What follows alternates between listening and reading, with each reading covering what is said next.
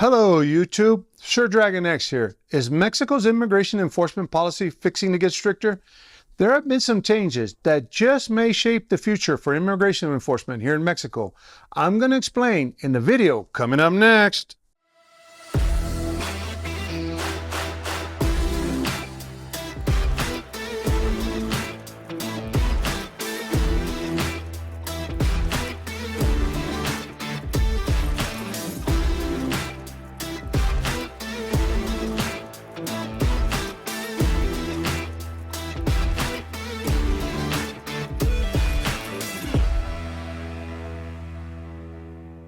Welcome back to Retired Life in Mexico, No Bull, where quality and accuracy of information come before profit. A few days ago, the United States Centers for Disease Control and Prevention announced that it is officially ending Title 42 as of May 23, 2022. So what is Title 42 and what does it have to do with immigration policy here in Mexico? In this video, I'm going to explain Title 42 and the possible impact that it'll have on immigration policy and enforcement here in Mexico. Before we start, I want to mention that at the end of this month will be our 1-year anniversary. With your help, we have achieved success that I never would have imagined when starting this channel. We are pushing over 5,600 subscribers and almost ready to hit 6,000. If you already haven't, hit that subscribe button and let's celebrate 6,000 subscribers on our 1-year anniversary. We're almost there. Over the last 3 years, Mexican immigration has undergone a complete overhaul of their immigration system. I started to report on this overhaul last year, which was met with a lot of controversy amongst the expat community, and it was even dismissed by many of my peers here on YouTube. Not only have we seen an overhaul in the Mexican immigration system, we have also seen an immigration crisis that has hit Mexico from all sides, and it's about to get worse. This has resulted in increased enforcement efforts, and unfortunately, some expats and travelers here in Mexico have been caught in the middle.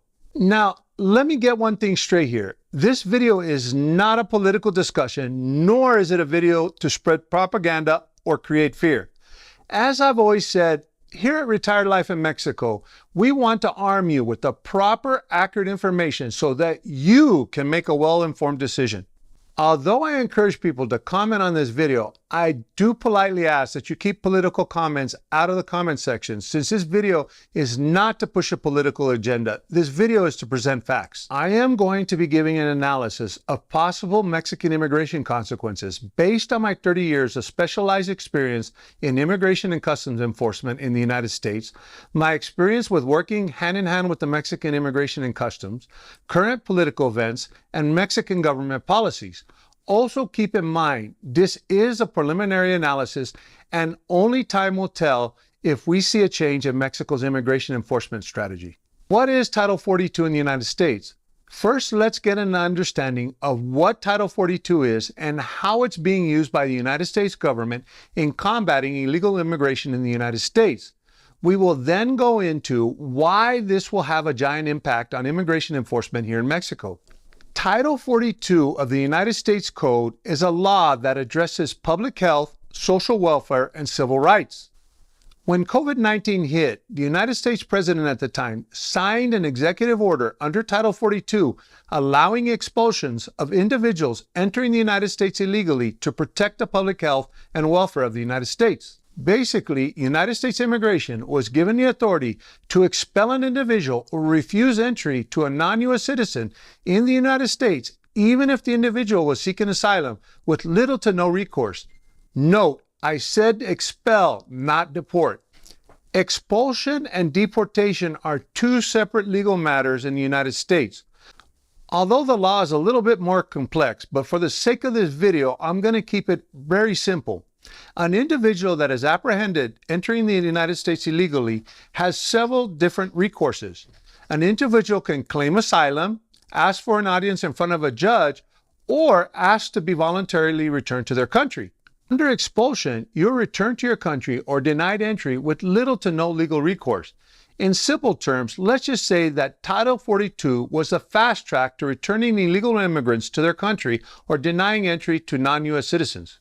The difference with deportation is that it is a process that can take weeks, months, and in most cases, years, due to the backlog in the immigration courts in the United States. You see, many individuals who enter the United States illegally claim asylum. Under the United States immigration law, once asylum is claimed, valid or not, the individual has the right to a hearing in front of a judge to hear their claim.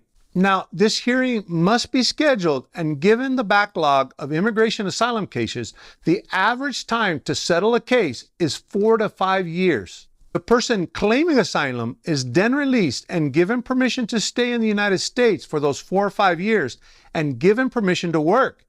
Under expulsion, the individual is returned to their country as soon as possible to protect the public health of the country. So you may be asking by now, what does this have to do with Mexico and their immigration enforcement? I can understand why you may be asking that question, because so far all I've talked about is the United States immigration system. Well, here's the catch. Mexico just happens to be the #1 route for individuals traveling from all over the world to the United States seeking asylum.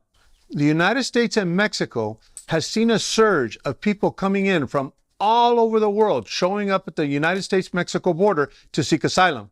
So what does this mean for Mexico?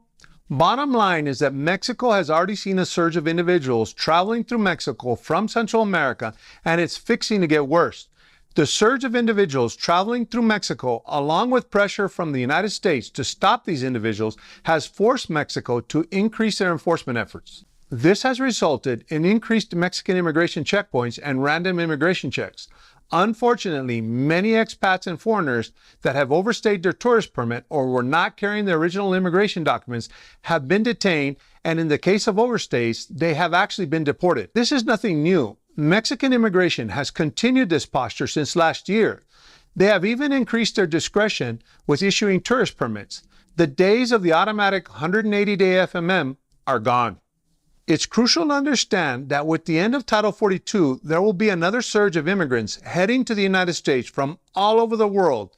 My sources have projected that the United States and Mexico will probably see an increase of illegal immigration to the tune of 18,000 people a day attempting to travel through Mexico to the United States. I can tell you for a fact that United States Border Patrol is ramping up operations as we speak. Another thing that you need to understand, that one of the big strategies for the United States is to pressure Mexico to apprehend these people before arriving at the border, which is virtually impossible.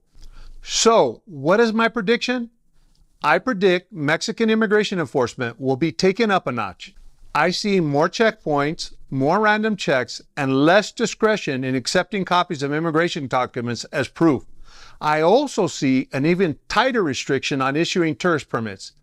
Now, like I said, this is just my professional analysis, but it's better to be prepared. Even if my analysis is wrong, one thing is for sure: the current Mexican immigration enforcement policies aren't going away anytime soon.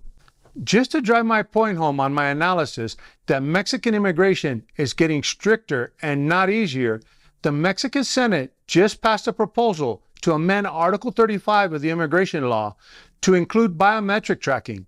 They called it the Reliable Traveler Program. Many have believed and speculated that these measures were only temporary, but I see it as it becoming more permanent day by day. So, what's my advice? Be prepared and always have a plan. And as always, be here legally, don't overstay your visa, and most importantly, always carry your original immigration documents with you. Also, forget about the perpetual tourist option.